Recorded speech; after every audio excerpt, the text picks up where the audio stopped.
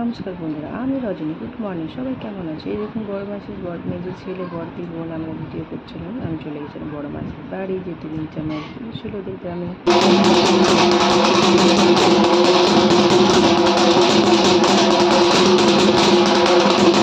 এখানে দেখুন, এই গ্রামের মায়ের মন্দির, নিমচা মায়ের মন্দির। বড় মাসিদের গ্রামে পুজো ছিল নিমচা মায়ের বগড়াতে। এই দেখুন, পুজো আমরা ভালোভাবে দর্শন করেছি, পুজো দিয়েছি, পুজো দেখছি বসে। খুব ভালো লাগলো দেখে। পুজো দেখা হয়ে যাওয়ার পর পাঠাবলি দেখাবো। যেদিন পাঠাবলি দেখার জন্য সবাই অপেক্ষা করছে। পাঠাবলি সবকটা দেখায়নি, একটাই দেখানো হয়েছে, ওই জন্য একটাই আমি ভিডিও করেছিলাম। পাঠাবলি হচ্ছে এখানে মায়ের। পাঠাবলি হয়ে যাওয়ার পর সবাই কলসি করে জল এনে ছেলেগুলো ধোয়া পোছা করছিল।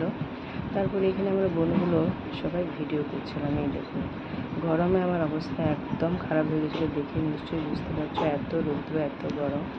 তারপরে এরা এখানে ঠান্ডা খাচ্ছিলো, দিদির ছেলে মেয়ে। এখানে দিদি গোলা খাচ্ছিলো, দিদির মেয়েটা আইসক্রিম খাচ্ছিলো, আর একটা বোন আমার ফোন করছিল। তারপর আমি বললাম আমি আইসক্রিম খাবো। এখানে আমি আইসক্রিম কিনছিলাম, বড়দি কিনে দিয়েছিলো, ও আইসক্রিম কিনেছিল। আইসক্রিম খাওয়ার পর ভাবলাম ফুচকা খাবো। দিদির ছেলেটা সানু ফুচকা খাচ্ছিলো, মানে এত স্পিডেও ফুচকা খাচ্ছিলো, 1 সেকেন্ডও লাগছিলো না। ফুচকা দেখো, লক্ষ্য করে দেখবো কত তাড়াতাড়ি ফুচকাটা খাচ্ছে। এই দেখুন সানু, দেখুন, দেখুন তো। ওর খাওয়া যাওয়ার পর আমিও ফুচকা খাচ্ছি।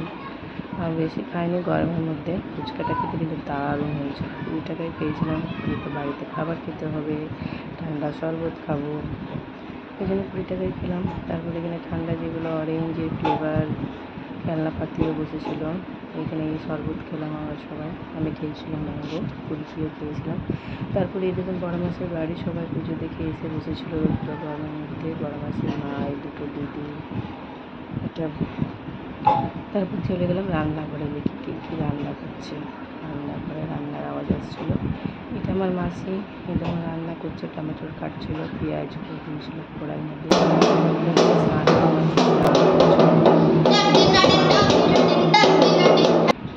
এখানে বড়দি রৌদ্রের মধ্যে রান্না করছিল, কুমড়োর তরকারি, ভাত হয়েছিল।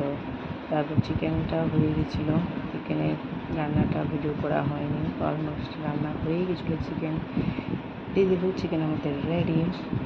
তারপর ঘরের মধ্যে দেখি আরও ভিতরে কী রান্না হচ্ছে। এখানে পেঁয়াজ ভাজা হচ্ছে, আলু মাখাতে দেবে, আলু মাখা হবে। দিদি পেঁয়াজটা ভেজে নিচ্ছিলো। এইদিকে আমাদের বড়দি তুস্তা ফুটে দিচ্ছিলো, যেহেতু কুমড়োতে দেবে। কুমড়ো তো রান্না হয়ে গেছিলো, তোরা বললো এখানে ভিতরে ভেজে নেবো, প্রেসার কুকারে সিদ্ধ করে তারপর কুমড়োতে মিক্স করে দেবো।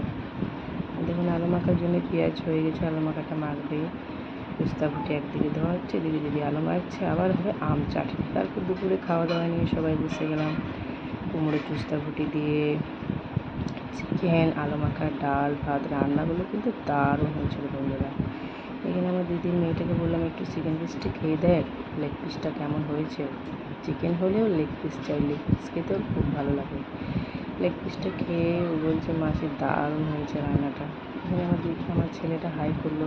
এখানে দিদির ছেলেটাও লেগ পিস খেয়েছে। আজকের মতন এখানে ব্লগটা শেষ করছি। অবশ্যই শেয়ার করবেন, কমেন্ট করবেন, সাবস্ক্রাইব করবেন। Bye bye, tata.